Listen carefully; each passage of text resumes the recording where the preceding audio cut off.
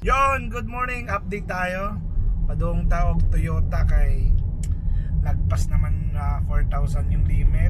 Kailangan nang i-change oil yung sasakyan natin na si Estebi. Siyempre, alagaan natin para magtagal kasi napakalaking bagay at napakalaking tulong po nito sa negosyo natin. So, pahalagahan natin yung mga bagay na malaki yung naiambag sa buhay natin.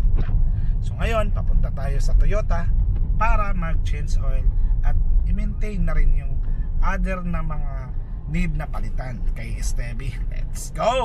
Ayan o, 41,334 kilometer na siya. So dapat ng 40,000 pa sana pina-change oil na natin, kaso medyo busy tayo kaya hindi tayo nakapa-change oil agad. Ngayong Saturday lang tayo nagkaroon ng vacant time para ipa-change oil natin si Este.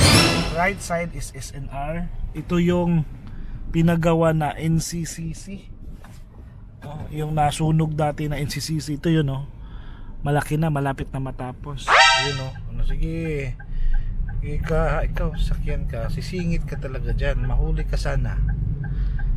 Ikaw talaga hindi ka marunong sumunod sa batas ng daan. Pumila ka kasi. Ito yung Alorica SNR, Alorica IT Park. Sa unahan yung Toyota Casa. Tagaktak na naman ng 5,000 nito. Change oil. Meron sana mura pero pinili natin dito kasi matagal din naman before ka mag-change oil. Maabot din naman ang mga 3 months to 4 months. Okay na yan para maalagaan ng maayos sa casa si Estebi. Andito na tayo sa Toyota Davao City at need natin ipakondisyon si Estebi dahil mahaba-haba na rin yung nabiyahin niya. Alright, tingnan natin kung magkaroon tayo ng slot ngayon. Toyota Matina, Davao City. So ayan, nakapark na tayo. Sana schedule agad. Sana wala pang maraming nakapila. Let's go. Toyota.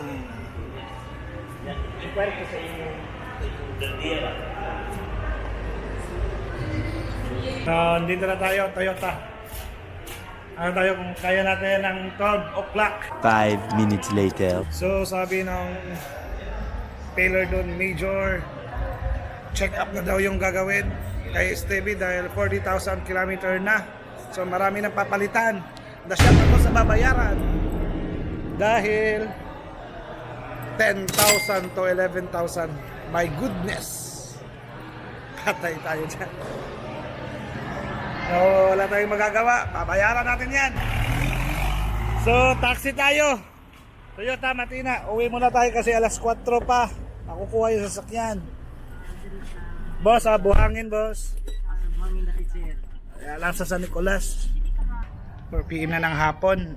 Hindi pa rin nagtitext yung casa. Sabi nila 4 PM sila magtitext para kunin na yung sasakyan, pero hindi pa nagtext. Tumawag kanina mga 1 PM dahil nipis na daw yung brake pads ko.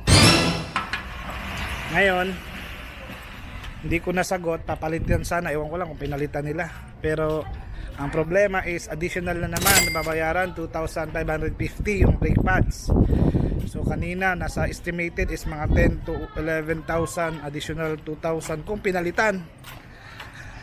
So tignan na lang natin pagdating doon.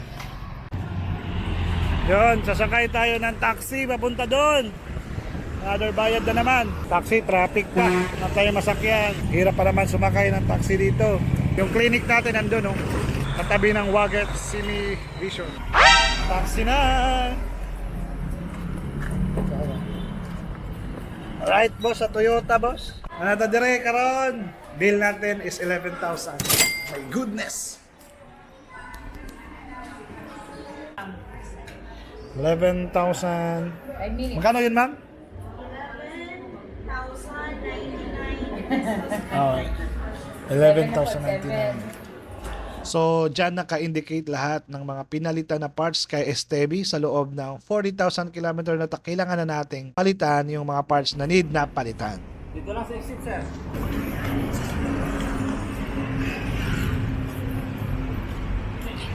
Ito na ba? Ay, ito na sasakyan natin. Ay! Okay to, Chef? Ay, susi na rin. Ano, susunod, sir? Ay, susi na rin. So, sa mga nagtatanong kung bakit dito tayo sa casa nagpa-maintenance ng ating sasakyan at hindi sa labas, na mas literal na makakamura ka naman talaga. Ito yung dahilan ko. Lahat ng bagay na nagbibigay sa iyo ng tulong, lalo na sa negosyo mo, bibigyan mo ito ng halaga. Pahalagahan natin yung mga bagay na malaking naiambag sa hanap buhay natin. Kaya deserve niya ito. So ngayon, nakabili tayo ng drone, DJI Mavic Mini SE. So syempre kasi pinangarap din natin na magkaroon ng aerial shot yung mga gala natin, yung mga lakad natin, kung saan tayo nakapunta. So ngayon, nakabili na tayo ng drone.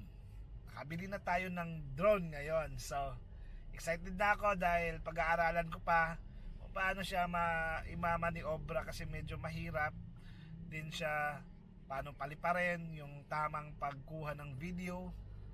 So yun ang mga dapat pag-aralan natin para makakuha tayo ng magandang shots sa ating video at sa mga vlog, di ba, Welsie? Yeah. So ngayon, baka lahat ng mga upload natin ay meron na tayong aerial shots. Alright, so makikita nyo na yung aerial shots kung saan tayo nagpupunta na lugar. Ang ganda rin kasi tingnan ng mga aerial shots na video. Makikita mo yung landscape ng mga bundok, ang dagat, at yung daan, di ba? So excited na kami ni Welsie pag-aralan at maghahanap tayo ng lugar na pwede natin pag-practicean. Practice makes perfect. So yun, hanap tayo ng open area para mag-practice na magpalipad ng ating DJI Mavic SE drone. Let's go! Alright, nandito kami ngayon sa Davao Coastal Road. Ang ganda sana magpalipad dito pero wag natin, baka mahulog sa dagat, di ba? So hanap tayo ng magandang spot. We'll see, di ba? Hanap tayo ng magandang spot. Kasi makamahulog dito sa dagat yung drone natin, di ba? So hanap tayo ng yung Bermuda at malawak yung lugar. Maganda sana sa yung memorial, maganda. Yun talaga yung yun yung very the best magpalipad ng drone kasi Bermuda. Pero hanap tayo ng iba. Sa kasalukuyan dito tayo sa Coastal Road ng Davao. Coastal Road ng Davao City. So ito na yung daan dito, napakalawak, maganda dumaan dito, iwas traffic. Ang labas nito ay malapit na sa Turil, kaya very convenient ito sa mga lahat ng papasok ng Davao City. Dada kayo dito sa Coastal Road dahil tuloy-tuloy yung biyahe nyo kasi mababawasan ng mga 15 to 20 minutes yung biyahe nyo papasok ng proper ng So yan, at nakakita na kami ng perfect spot para paliparin at mag-practice na magpalipad ng DJI Mini. Dito kami ngayon sa school, medyo malaki yung open area at talagang nagpa-practice pa tayo paano i-operate ng maayos itong DJI. Ayan, nakikita ninyo na hindi pa gaano smooth yung video na nakukuha ko, pero niniwala ako sa kasabihan na practice makes perfect. Repetition is the mother of all learning. So, power of repetition yung gagawin natin. Let's go!